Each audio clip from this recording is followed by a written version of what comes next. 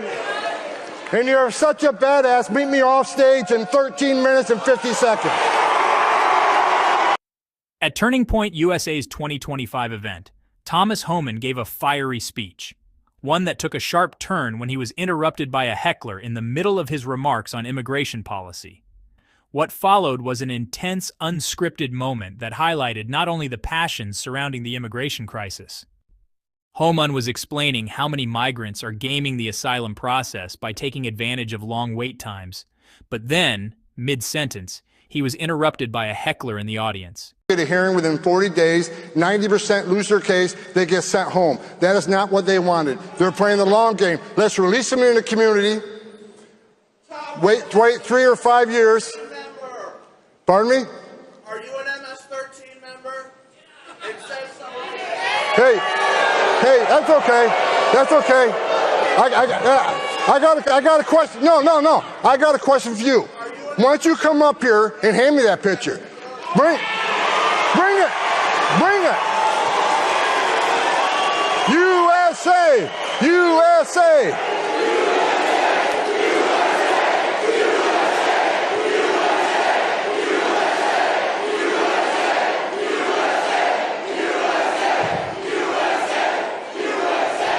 All right. Rather than back down, Homan doubled down. He invited the heckler to approach him directly and even made a few cutting remarks in response. They got morons like this all over the country. This guy wouldn't know it's like the surface nation. This guy ain't got the balls to be an ICE officer. He hasn't got the balls to be a Border Patrol agent. This guy lives in his mother's basement. The only thing that surprises me, you don't have purple hair and a nose ring. Get out of here, you loser.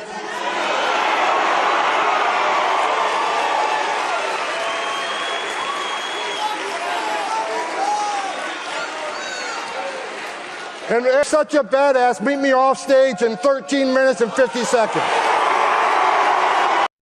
Once the room settled, Homan shifted back into a more policy-driven tone.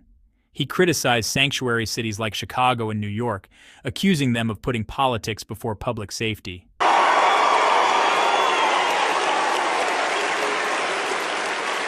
I guarantee you, he sits down to pee. Guaranteed. So, sanctuary cities, let me talk about sanctuary cities real quick. Sanctuary cities are pushing back against the Trump agenda. Sanctuary cities are sanctuary for criminals. So sanctuary cities from day one, Chicago says Tom Homan is not welcome in Chicago. I was in Chicago within 24 hours. I've been to New York City. I've been to Denver. And for those folks from Seattle and Portland, I'm on my way to Seattle and Portland.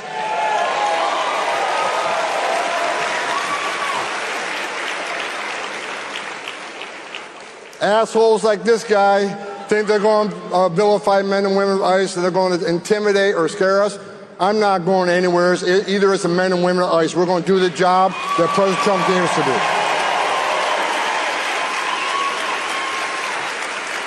And let's talk about the hate. I've never before seen in my career such hate against the men and women of ICE in the Border Patrol. That gentleman just standing here, he ain't got the balls to put a badge on and go stand there and take the criminals on.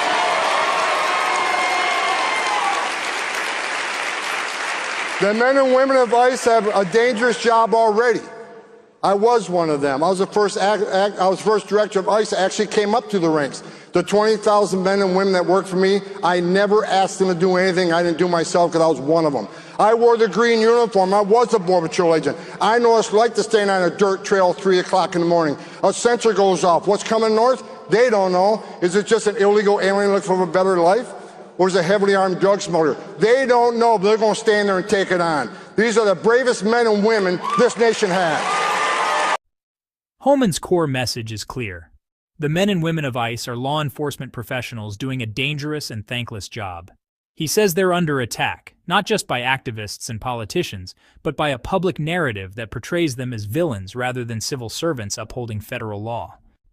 In a political era defined by stark divisions, immigration has become a defining issue, one that is no longer debated just in policy terms, but in terms of national identity, culture, and values. Supporters of stronger border enforcement see ICE agents as the front line of defense against chaos. Critics see the agency as overreaching or even abusive. This exchange between Thomas Homan and a heckler isn't just a viral clip or a political talking point. It's a window into a broader national conflict over immigration, authority, and the role of law enforcement in American life. On one side of the debate are those who believe that the United States is losing control of its borders and, with it, a piece of its national sovereignty. They view immigration enforcement not just as a legal necessity, but as a moral imperative, something that protects citizens, upholds the rule of law, and ensures fairness for those who follow the legal process. On the other side are critics who argue that our immigration system is broken, and that ICE, in its current form, has at times prioritized aggressive tactics over humanitarian concerns.